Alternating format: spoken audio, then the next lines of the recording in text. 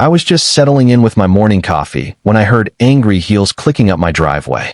Through the window, I spotted Brenda Hutchinson, our HOA president, marching with purpose, her phone flashing as she snapped photos of my front steps. Her face wore that familiar mask of righteous indignation. Moments later came the banging. 3 sharp knocks. I opened the door slowly, leaning on my cane. Brenda waved a citation form in my face. "This monstrosity has to go," she declared. "It's a safety hazard and a visual blight. You have 48 hours to remove it or face a $500 fine." I looked at the modest aluminum handrail.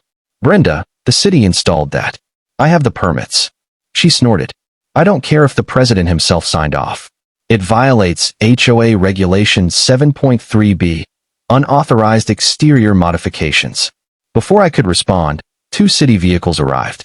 Out stepped 2 inspectors and a man in a plain suit. Brenda's smirk faltered. "It all began 6 weeks ago after my knee replacement surgery. My doctor insisted I install a support rail. Through my physical therapist, I found Riverside's accessibility grant program. The city approved my application, and within 2 weeks, a simple, ADA-compliant handrail was installed, powder-coated gray to match my trim and fully up to code. Inspector Markuschin had signed off on it personally. But Brenda, HOA tyrant for 3 years, had a personal vendetta against anything that didn't fit her idea of harmony. She once fined a neighbor for a pink bicycle visible from the street for too long. After her first visit to my house, I started receiving daily letters escalating in threats. The rail violated aesthetic norms, was a hazard, might blind drivers, or attract skateboarders.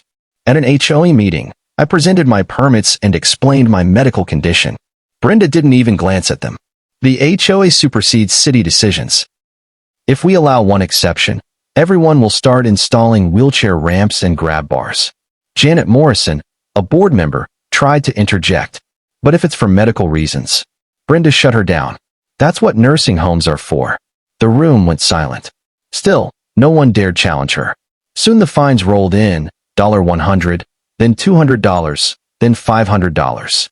I documented everything. When Brenda smugly told me at the mailbox that she'd make an example of me, I recorded it. The tipping point came with a final letter. Remove the rail or face a lien on my property. She even enclosed names of contractors, all conveniently related to her brother-in-law. That's when I called the city's accessibility office.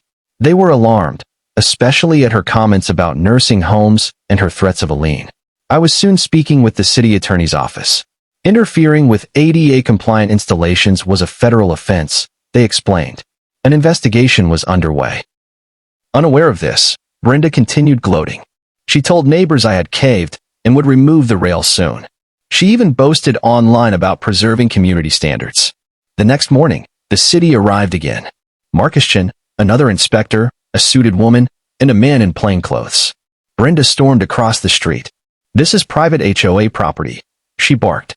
"You have no authority here." Marcus calmly introduced himself. The woman in the suit stepped forward. "Deputy City Attorney Sarah Williams. We're investigating an ADA violation." Brenda physically blocked their path.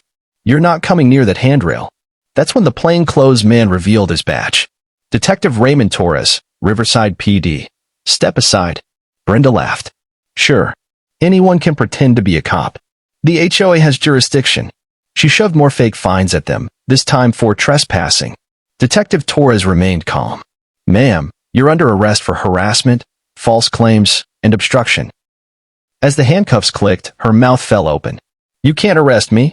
I'm the HOA president." Neighbors emerged to watch. Phones recorded. Smiles were exchanged. "You'll all regret this," Brenda shouted as she was guided to the patrol car. "I've been president for 3 years."